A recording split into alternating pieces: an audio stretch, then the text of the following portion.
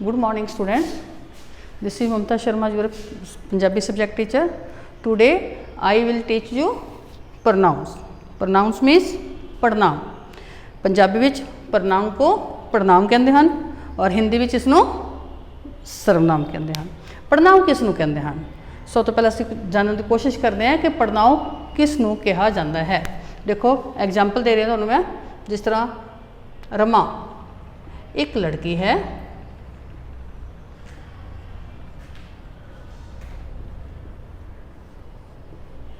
रमा बहुत सुंदर है.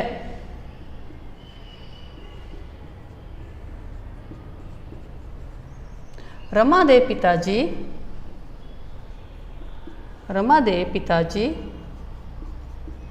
डॉक्टर हन. रमा दी मम्मी, रमा दे माताजी अध्यापिका है.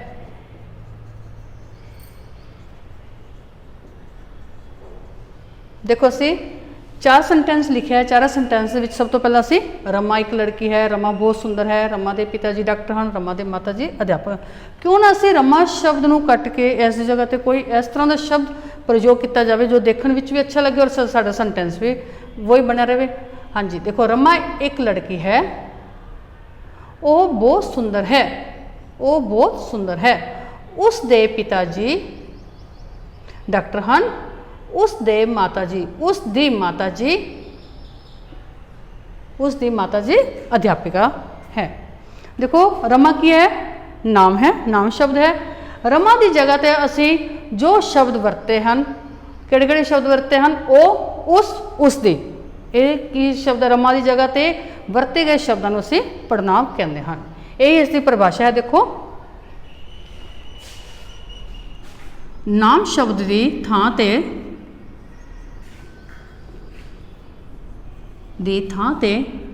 वरते गए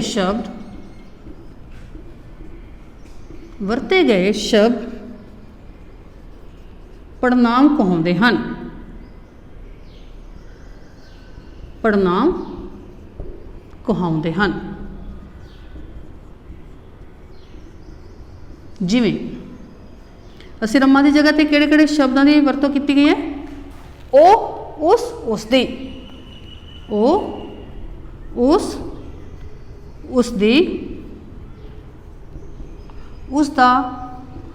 इस तो इलावा भी कुछ शब्द होंगे हैं जिन्होंने असी पड़नाम कहते हैं. जिवें ए, ओ, तुहाडा, साडा, मैनू आदि. आदि का मतलब कि असी इस तो होर भी अगे शब्द लिख सकते हैं. हाँ जी, समझ आई. नाम वो शब्द हैं जेड़े पड़नाम वो शब्द हैं जेड़े नाम की थां ते वरते जाते हैं, उन्होंने पड़नाम कहते हैं. पड़नाम दी कितनी किस्मां होंदियां हैं? पड़नाम दी किस्मां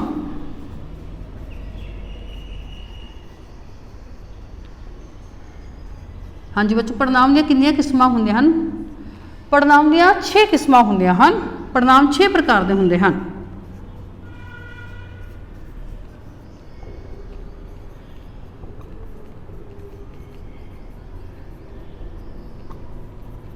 पड़नाम 6 प्रकार के होंदे हैं. किहड़े-किहड़े देखो. पहले पुरखवाचक पड़नाम.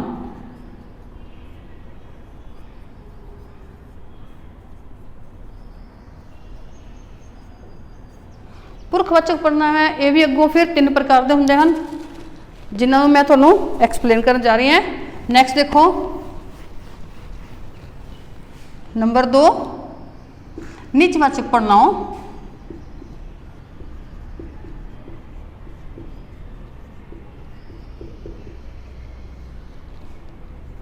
संबंधवाचक पड़नाम.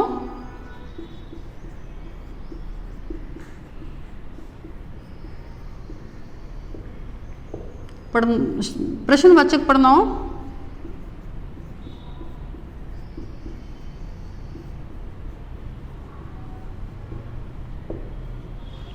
निश्चयवाचक पड़नाम.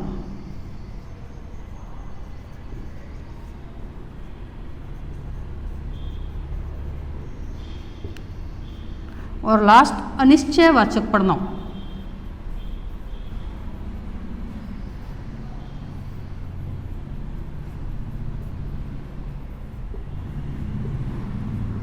हाँ जी, सब तो पहला है पुरखवाचक पढ़नाउं। पुरखवाचक पढ़नाउं नूं पुरखवाचक पढ़नाउं भी कहा जाता है। पुरखवाचक नूं पुरुषवाचक पढ़नाउं भी कहा जाता है। ये वो पढ़नाउं हुंदे हन जिन्हां दी वरतों असीं अपने लिए जां किसी भी व्यक्ति वास्ते जां मेरे लिए जां तुहाडे लिए किसी लिए भी कर सकते हैं। इस विच है, इसदी उदाहरण है तुसीं बहुत चंगे हो, तुसीं बहुत चंगे हो। ठीक है, किसी व्यक्ति वास्ते ये मोस्टली किसी पुरख वास्ते या व्यक्ति वास्ते ही लिखता है। तो इस की है पढ़नाम शब्द की है तुसीं। ठीक है,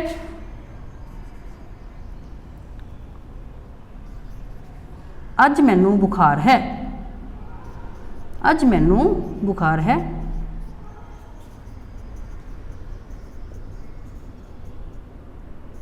एक ये है मैनू शब्द की है मेरे वास्ते आया।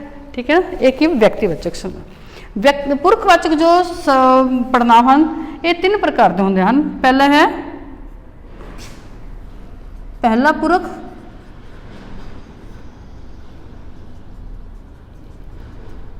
दूसरा पुरख अते तीसरा पुरख।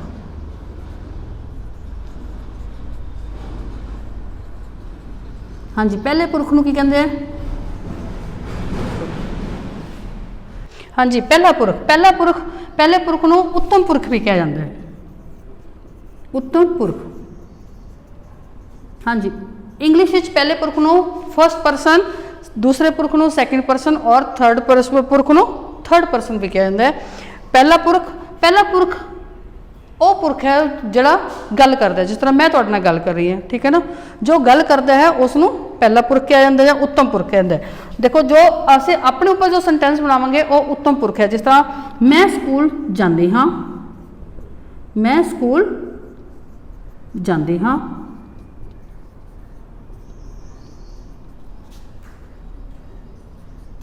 ये मेरा सूट है, मेरा घर बहुत सुंदर है, मेरा घर बहुत सुंदर है। यानी कि जो भी मैं गल की है मैं अपने ऊपर कर रही हूँ। जो बोलने वाला होंगे वो क्या होंगे? उत्तम पुरख। ठीक है, मैं बोल रही हूँ सारे सेंटेंस के मेरे ऊपर ही है। मैं स्कूल जाती हाँ, मैं उत्तम पुरख है, मेरा उत्तम पुरख है, इत्थे भी मेरा घर बहुत सुंदर है। तो जो शब्द असी अपने ऊपर लेने हैं, मैं, मेरा, साडा, सानू, ये सब की है उत्तम पुरख। सैकेंड है मध्यम पुरख। हाँ जी, एग्जाम्पल देखो इसकी, मैं, मेरा, मैं, मैनू, अपना, ये सब उत्तम पुरख की एग्जाम्पल है। दूसरा पुरख, इसनों मध्यम पुरख भी कहा जाता है, यानी कि विचकार वाला, जिसनों असी गल दसते हैं। कोई जिस तरह मैं किसी दूसरे नाल गल कर रही हैं तो वो दूसरा जो मेरे सामने है जिस तरह मैं गल कर रही हूँ वो क्या है? मध्यम पुरख। मध्यम पुरख विच की हुंदा है जो असी उसके खुद के बारे गल की जाए, जिवें तुहाडा घर कित्थे है, तुसी की काम करते हो, ठीक है, तुहाडा नाम की है, ये की है? मध्यम पुरख। देखो मध्यम पुरख की एग्जाम्पल देखो, तुसी, तुहाडा, तेरा, एक ही है मध्यम पुरख। तीसरा है अन्य पुरख। तीसरे पुरख को कहते हैं अन्य पुरख।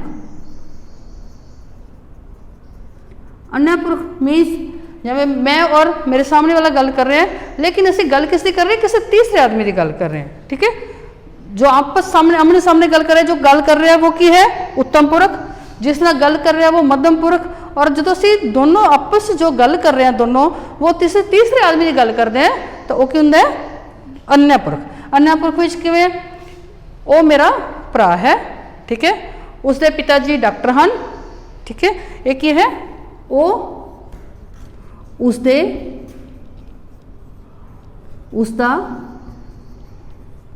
एक किस एग्जाम्पल है? अन्य पुरख की। जदों पहला पुरख दूसरे पुरख नाल गल करदा है, किसी तीसरे पुरख की गल करदा है, उसनों अन्य पुरख कहते हैं।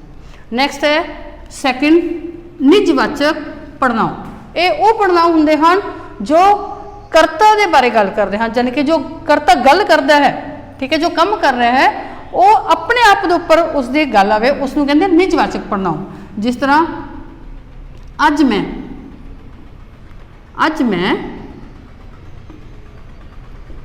खुद कार चलाई, खुद कार चलाई। मैं की है, मैं अपने बारे गल कर रही है और अपने वास्ते की वरत्या गया खुद। ठीक है, ਤੁਹਾਨੂੰ खुद एक काम करना चाहिए है।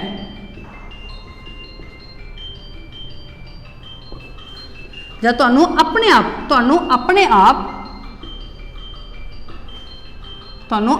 ਆਪ ਇਹ ਕੰਮ करना चाहिए है।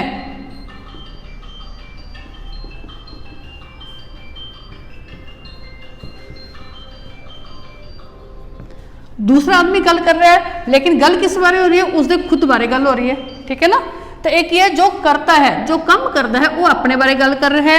इत्थे भी करता है तो वो किस बारे गल कर रहा है, वो अपने बारे गल कर रहा है। ठीक है, यानी कि कर्ता जो काम करने वाला है वो अपने ऊपर ही गल करता है, तो उसमें कहते हैं निजवाचक पढ़नाव। तीसरा है संबंधवाचक पढ़नाव। ये वो पढ़नाव होंगे हैं जिसका जो गल करता है उस दिन कोई योजक वाले शब्द आके जुड़ जाते हैं, उसनों संबंधवाचक पढ़नाव कहते हैं। कहते कि जिस तरह जो करेगा सो परेगा, जो करेगा सो परेगा।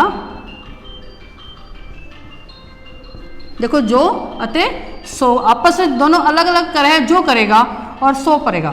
दूसरा है जेड़ा पकड़ा गया, जेड़ा पकड़ा गया, जेड़ा पकड़ा गया वो चोर सी, वो चोर सी। ठीक है, जेड़ा जेड़ा की है, जेड़े का संबंध किस नाल आया, चोर नाल। ठीक है, दोनों का आपस में संबंध है, वाक अलग अलग। जेड़ा पकड़ा गया पहला अलग वाक आया, लेकिन फिर उस बारे ही दसा गया कि वो चोर सी। इस विच की है जेड़ा अते ओ दोनों आपस में दोनों अलग अलग वाक हैं, दोनों जुड़े हैं, तो इसनूं कहंदे संबंधवाचक पढ़नाव। तीसरा है प्रश्नवाचक पढ़नाव। प्रश्नवाचक पढ़नाव वो पढ़नाव हुंदे हैं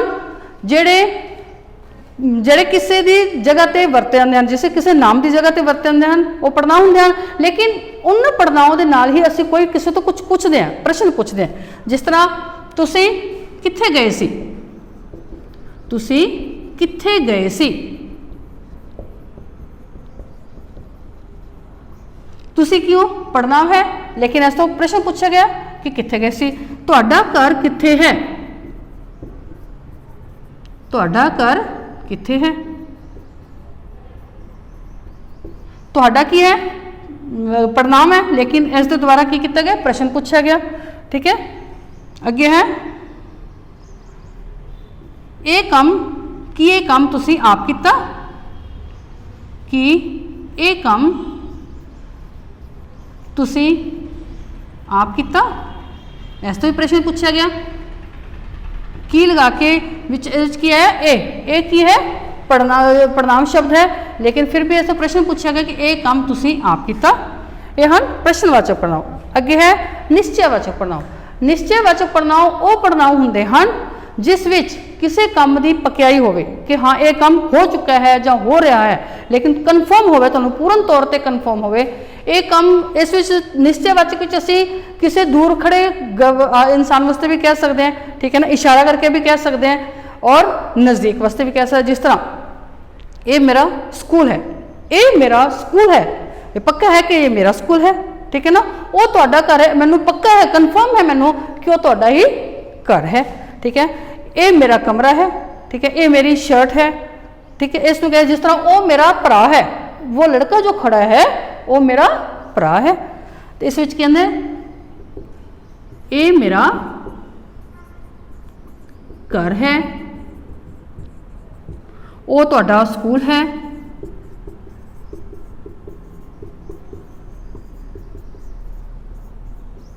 ये जो बिल्कुल नज़दीक है कि ये मेरा घर है, और से दूर करके इशारा किया है वो तुहाडा स्कूल है। यानी कि जो निश्चयवाचक विच जो भी गल की है ये असीं इशारे नाल भी दर्शा सकते हैं। नैक्सट है अनिश्चयवाचक पढ़नाव। अनिश्चयवाचक पढ़नाव वो होंदे हैं ਜਿਸ ਨੂੰ ਅਸੀਂ ਅੰਦਾਜ਼ਾ ਲਗਾ ਸਕਦੇ ਹਾਂ, ਅਨੁਮਾਨ ਲਗਾ ਸਕਦੇ ਹਾਂ ਕਿ ਇਹ ਕੰਮ ਹੋ ਰਿਹਾ ਹੈ, ਲੇਕਿਨ ਅਸੀਂ ਉਸ ਦੇ ਬਾਰੇ ਪੱਕਾ ਕੁਝ ਨਹੀਂ ਕਹਿ ਸਕਦੇ। ਉਸ ਨੂੰ ਕਹਿੰਦੇ ਅਨਿਸ਼ਚੈਵਾਚਕ ਪੜ੍ਹਨਾਂਵ। ਜਿਸ ਤਰ੍ਹਾਂ ਤੁਹਾਡੇ ਕੋਲ ਕੋਈ ਗਲਾਸ ਹੈ, ਤੁਸੀਂ ਉਹਦੇ ਵਿੱਚ ਕੋਈ ਚੀਜ਼ ਗਿਰਦੀ ਹੋਈ ਦੇਖੀ ਹੈ, ਲੇਕਿਨ ਤੁਹਾਨੂੰ ਪਤਾ ਹੀ ਨਹੀਂ ਕਿ ਉਹਦੇ ਵਿੱਚ ਕੀ ਗਿਰਿਆ ਹੈ, ਤੁਸੀਂ ਸਿਰਫ ਅੰਦਾਜ਼ਾ ਲਗਾ ਰਹੇ ਹੋ ਕਿ ਇਸ ਗਲਾਸ ਵਿੱਚ ਕੁਝ ਗਿਰਿਆ ਹੈ। ਠੀਕ ਹੈ, ਕੁਝ ਸ਼ਬਦ ਕੀ ਹੈ, ਅਨਿਸ਼ਚੈਵਾਚਕ। ਕਮਰੇ ਵਿੱਚ ਬੱਚੇ ਬੈਠੇ ਹਨ, ਲੇਕਿਨ ਤੁਸੀਂ ਦੱਸ ਸਕਦੇ ਹੋ ਕਿ ਕਮਰੇ ਵਿੱਚ ਬੱਚੇ ਹੈ, ਲੇਕਿਨ ਤੁਸੀਂ ਇਹ ਨਹੀਂ ਦੱਸ ਸਕਦੇ ਕਿ ਕਮਰੇ ਵਿੱਚ ਕਿੰਨੇ ਬੱਚੇ ਬੈਠੇ ਹਨ।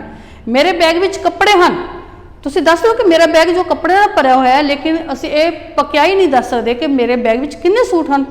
ਠੀਕ ਹੈ, ਇਹ ਹੁੰਦਾ ਅਨਿਸ਼ਚੈਵਾਚਕ, ਜਿਸ ਵਿੱਚ ਅਸੀਂ ਸਿਰਫ ਅਨੁਮਾਨ ਲਗਾ ਸਕਦੇ ਹਾਂ, ਅੰਦਾਜ਼ਾ ਲਗਾ ਸਕਦੇ ਹਾਂ। ਠੀਕ ਹੈ, ਇਸ ਵਿੱਚ ਕੀ ਹੈ, ਇਹ ਇਸ ਗਲਾਸ ਵਿੱਚ ਕੁਝ ਗਿਰਿਆ ਹੈ।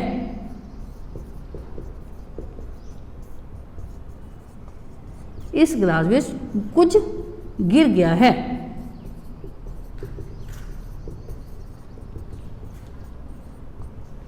ਜਮਾਤ ਵਿੱਚ ਬਹੁਤ ਬੱਚੇ ਬੈਠੇ ਹਨ।